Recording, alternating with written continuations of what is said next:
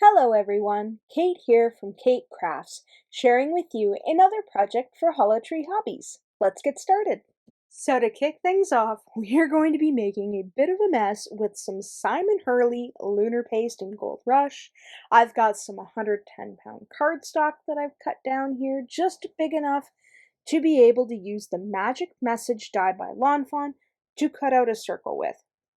So I am very carefully trying to put down a layer of this Gold Rush onto my black cardstock. There are better tools for this, but it is what it is. So we're going to set that off to the side to dry, and while that's drying, I'm going to take a piece of low-tack tape and we are going to hold down our cardstock that I've cut down to 4 1/4 by 5 1/2. We'll have layered on our first part of the Lots of Stars stencil by Fawn. We've used our magnets to hold it down, and I have got a Sakura Jelly Roll Stardust Pen. Now, if you know me, this is one of my favorite tools to use when creating because it just adds that bit of twinkle. And I thought I would add just a little bit more twinkle by coloring it in because it's like a gel pen. The way the ink pays off on your paper is different from a regular ballpoint pen. I don't know what it is, but I really do love gel pens and the way they write. There's just something so smooth about them. But enough of me gushing about pens. You could find all these products in the Hollow Tree Hobbies website that I'm using, or variations of it. I will make sure to have it linked in the description box below if you're interested. So here we are going to do a little bit of peel and reveal, and just look at how stinking shiny that is. Next, we are coming back in with some of this lunar paste. Again, this is the Gold Rush, and I am trying very hard to get an even layer of this stuff with this palette knife. This isn't the type of palette knife that I probably would choose to do something with, this kind of thing. I did look in the Hollow Tree Hobbies website. They do have something like a palette knife, different to this one, I think, as well as a butter scraper, which I think just looks like a butter knife, sort of. I'm not sure. I'd have to look it up again. I've even heard that you can use foam daubers.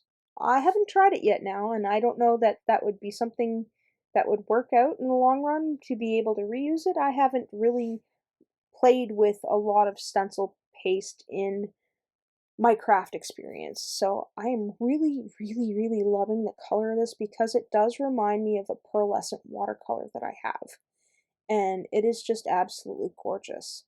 So once we're done with that, we are going to peel this off to show you what it looks like, and I'm going to quickly go wash all of this off in the sink. So we're going to let that stencil off to the side to dry because it's all wet now. I am taking my black Sakura glaze pen. Now this almost gives like a little bit of a 3D effect. They have a whole bunch of different colors in the glaze line, which I think is a lot of fun for adding detail to your card. So again, back in with the gorgeous Stardust pen, and I've just colored in the little banner there. And then I'm going to add in some white Jelly Roll pen details with some dots and dashes. There's no rhyme or reason to how I'm doing this. I just put it where I think it's cute.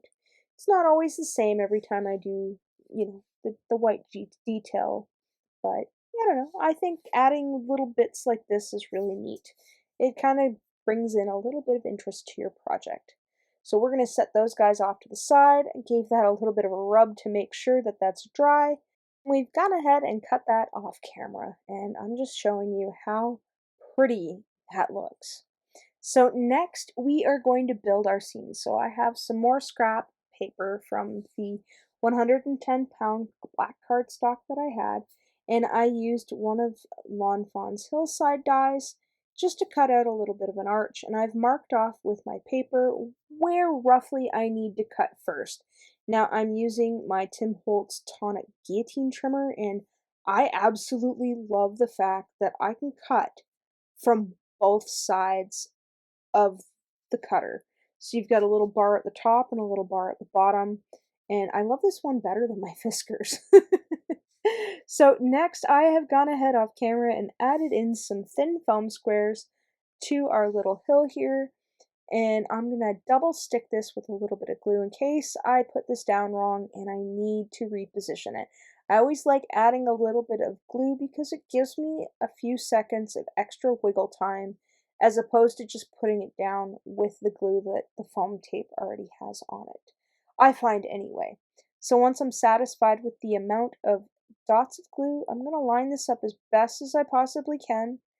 And before I go and mash that down, I'm going to make sure it is all lined up nice and neat. So you can see here, I'm kind of pulling it apart just a smidge, and that way I can give it a good mash down and everybody's lined up. So next, it's time to build our scene.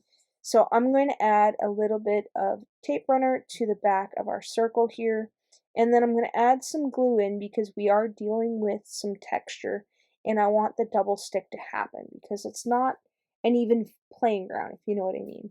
I mean, you could put some foam tape on this, but I chose to keep it as flat to the background as possible because I wanted to create a little bit of dimension. So with keeping in dimension, I wanted that doghouse to kind of come to the forward but be more in the center of the picture, if you understand what I mean. Like not the center, but as far as distance is concerned. So you'd have the moon and the stars in the far background, and then you would have the doghouse in the mid, and then you would have the dog hanging out, howling at the moon in the foreground.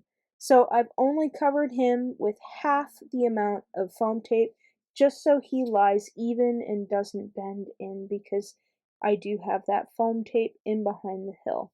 So once I have added him down, it is time to cut out a sentiment. Now, I find if I'm dealing with a thin strip of paper, I like to take a scrap piece and just use some washi tape to hold it down so I could fit it in there because I have fat fingers and that is a big safety bar.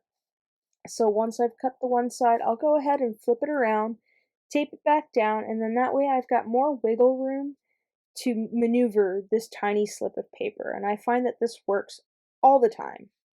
So next, I gotta figure out where I want this. I thought about putting it on top, which I think would look cute too, but I wanted to kind of ground out the scene here, and if I left that bottom part blank, it would feel a little bit off. So I'm gonna add the strip, the sentiment strip that I have here. I'm just gonna add that right underneath the dog. I mean, the dog is already grounded, but I think this just pops out and it's just a perfect place to have it because the top of the card is so busy. So once I'm satisfied with where this is going to go, we are going to give this a good mash down and then we'll go ahead off camera and we will trim off the side. So next we have our card base. I'm going to double stick our card base with some tape runner and some glue.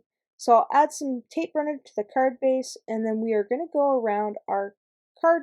Sorry, that was our cardstock. This is our card base. Getting ahead of myself. So we're going to add some glue to our card base because we've already added in some tape runner to our card stock. Yeah, you know what I mean, right? And then we're going to write Hollow Tree Hobbies in with some glue. Let me know in the comments if I make sense. I kind of was tripping over my words there. So once I'm satisfied with the amount of glue, we are going to pick up our card as if we were opening it, line everybody up as best as we can, and then give that a good mash down.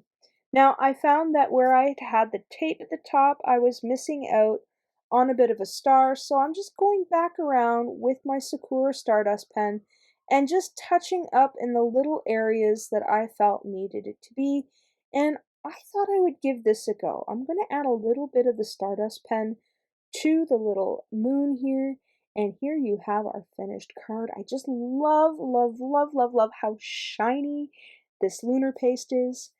And I really hope that you enjoyed today's project. And as always, thanks for hanging out with me today. Take care.